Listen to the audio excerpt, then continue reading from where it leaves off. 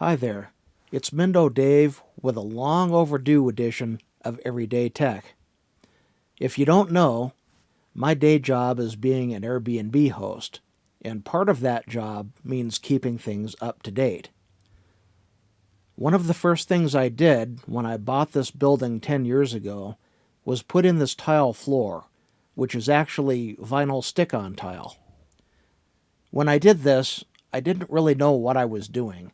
So to help level out the floor, I used a foam backer board underneath, and unfortunately, it allowed the tile to become dented and punctured here and there.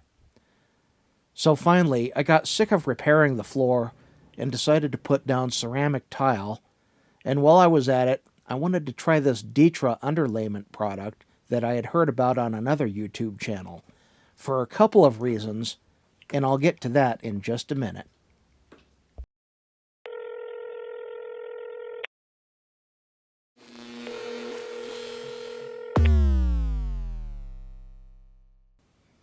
My choice in trying out the Ditra membrane is twofold, or maybe threefold.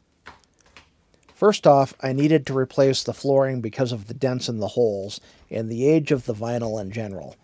And I know that tile, once installed, is very low maintenance, but it is a little labor intensive to install, especially in a tight area like this, where I didn't want to disconnect the gas stove and gas dryer, or shut off a few other gas appliances, and then reinstall the gas and test for leaks with the gas sniffer, then relight the pilots, and look, I just didn't want to do that. So I opted to work around the appliances and other fixtures in this case, and the Ditra Underlayment was going to help me with that, because you can cut it like in arts and crafts class in junior high school, instead of using hardy backer cement board and making a bunch of dust.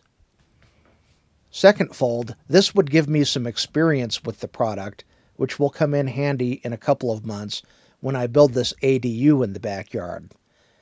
It's going to be built out of ICFs with a slab-on-grade foundation. More on ICFs in a minute. Now, sooner or later, that slab is going to crack, especially with this volcanic ash soil I have in my neighborhood. And this Ditra membrane is supposed to isolate the tile from the crack, which seems pretty nifty. They also claim it's a vapor barrier and it's waterproof and stuff, but I'm mostly concerned with installation and crack isolation because I don't want to see that in my tile. Anyway, they have a whole website if you want to check it out. By the way, I purchased the product for my own use. They aren't sponsoring this video or anything. Thirdfold, it's bright orange and looks really cool, so there's that. But I really appreciate the way you can cut this with a knife or scissors, and even use small scraps in places so there is hardly any waste. To install it, there are no screws. You just use thin-set mortar between the wood. In this case, it's the 75-year-old wood planks that make up my floor, and the felt on the back of the membrane. They specify 3/4-inch plywood as the subfloor, but that's not going to happen here. After the thin set dries and sets, you can come in the next day and put some more thin set on top and put down your tile like normal. So my impression is that I like it, and I do plan to use it on the slab floor in the ADU. It's a little pricey, but it's also a time saver over hardy backer, and it has the crack isolation feature that I like. So, ADU. It stands for Auxiliary Dwelling Unit, sometimes known as a granny flat. This is going to serve the purpose of being another Airbnb unit for us, and should bring in some additional income and flexibility.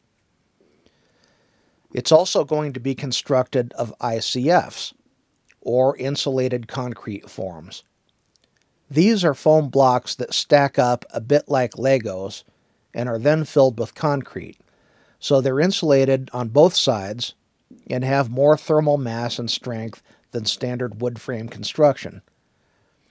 This little 320 square foot project will be a test bed for me because I want to build a larger house in late 22 or early 23 using the same technique, and this should give me a good indication of whether this is cost effective in terms of materials and labor, and whether or not it is more energy efficient. Plus, if I make mistakes, I can learn from them on a small ADU instead of making big mistakes on a big house. So these construction projects are going to take a large place on this channel for the next year or two, but it won't be the only thing on Everyday Tech because I have a couple of other things lined up as well. Okay, thanks for watching. If you liked this, let me know somehow. It encourages me to share stuff in video format instead of just not sharing it and going on with things. See you later.